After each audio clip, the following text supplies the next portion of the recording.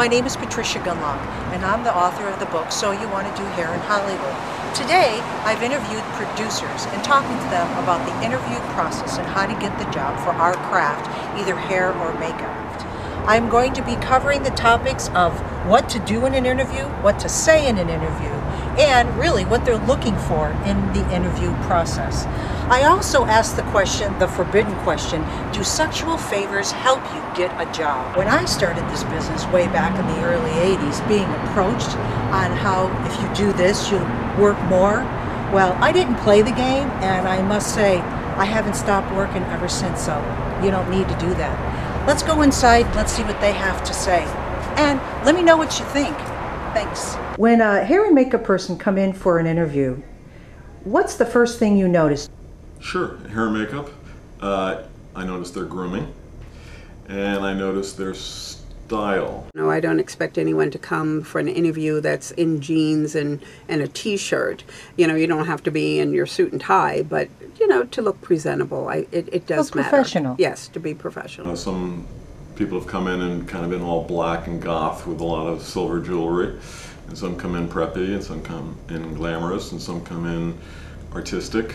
So I think it reveals a little bit of the character and what I'm going to be expecting on the set. Is it good business sense to always bring a resume? Yes. You know, more and more these days people look you up on IMDb. So if they've done their homework, they've got your IMDb resume sitting in front of you, but it may not be current. So it's something to have. You don't know if the person has looked you up or not. Better to have it than them turn to you and say, do you have your resume?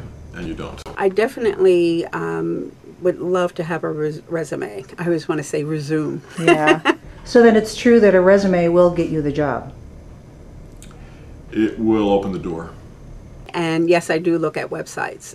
It does matter because you can see their work, you know, and what kind of directions they can go in. Do you check people's references?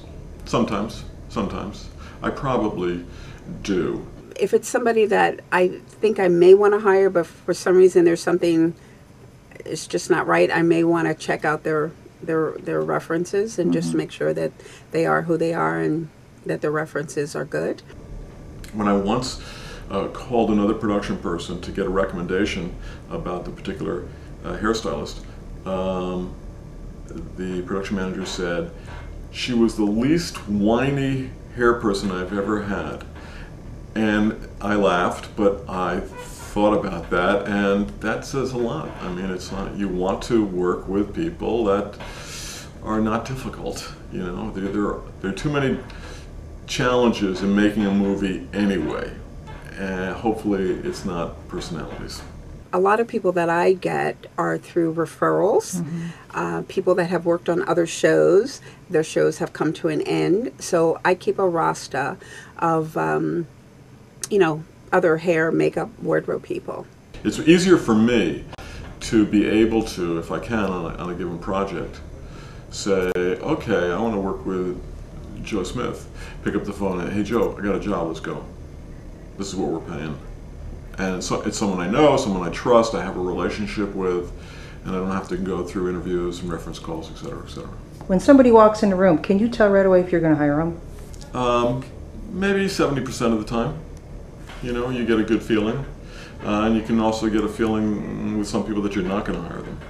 Most cases you do. Yeah. Yeah, you get a feel, you know, depending on how they handle themselves when you're speaking with them, the way that they look you in your eye, or if they're constantly looking away and they don't want to talk, you know, they're not looking you in the eye. You know who's right for the job and who isn't. On follow-up phone calls, how many days should you wait? Well, say 3 to 5 days. You don't want to do it the same day. No. I think at the end of an interview, hopefully, you know, one says, well, it was really great meeting you, and we'll let you know how it goes. And a lot of people in my job don't call back. And then if you don't get a call in a week or two, you kind of, or you hear through the grapevine someone else got the job. And I think that if you had a good interview, it's important to call a person back, and maybe there's a reason maybe there's not. Maybe it's just a flip of a coin. But a lot of times I'll get back to people and just say, it was nice meeting you. I'm sorry we had to go in another direction. Mm-hmm. What about someone who has really talented, but they just need a break for those kind of people? It's hard because how do I know they're talented? If you don't have the experience, what I would advise is maybe shadowing. That's a very good opportunity to learn. You're going to give up, your freedom, your free time, I should say, to come and watch and observe, and maybe you get the opportunity to actually get to help someone, especially if it's a big shoot with a lot of talent.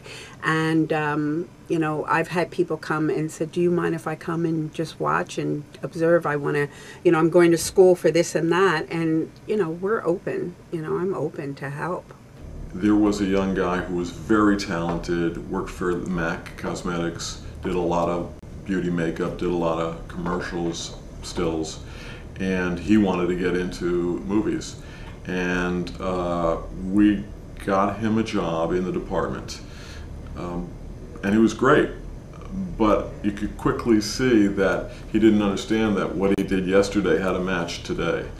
And so he learned quickly, but there was a process where we had to teach him and explain to him, and he had to start taking pictures in continuity, keep a book, and etc. So there's a difference. With hair and makeup, more often than not, a star is going to want to have a say. As you know, they may come with their own personal people. When's the best time to talk about money? I think that the production person should bring it up, not the artist, because I think that gets pushy. So, I might ask in the interview or even before, or I might even find out what you made on your last picture or two. So it does follow you? Oh, totally. There are people that, will work with an artist or be a department head and on a big picture and get a high rate. And then the film's over and you bump into them doing a smaller picture and they're getting scale or they're an extra hand. Have you ever heard of, or do you think that this would help you keep a job, sexual favors? I have never come across such a thing. I don't know of anyone in all the 35 years I've been doing this that has ever come up to me and said, oh my God, let me tell you, it's always been who you are. You were recommended by someone. We know you from past shows.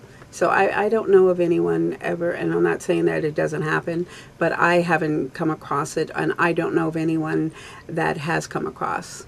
Although I would presume this is the business of the casting couch, so I presume it happened somewhere, and I want to know why. I don't know about it personally. But, no, I have never heard of someone offering to get a job, especially in the crafts. Maybe actresses somewhere do that. And I can't imagine it's a good thing to do, because you're either going to offend or turn the person off or make them think that maybe your talent and your credits aren't good enough to get the job and you have to do this kind of thing. Or you're going to be taken advantage of, you're going to do that sexual favor, and maybe no job will come of it. So, I don't recommend it. Hey, guess what? I got the job. Huh, imagine that. Anyway, one thing that I like to do when I go in for an interview is I look on IMDb at the producer's background and see where they're coming from. That way, I know when I'm walking into an interview, I know how to talk to them. I know what kind of work they've done. I know who they've worked with. I check out their background. It helps you it makes it a little easier to know how to talk to them and what they're looking for. Also, I always check out to see what kind of actors are going to be working on that job. That also will help you with an edge that you need to have, or maybe not. So anyway, I hope you learned something. Thank you so much for joining me. Check out my website, buy the book, and always remember, be true to yourself. Have a good day. wanna let you know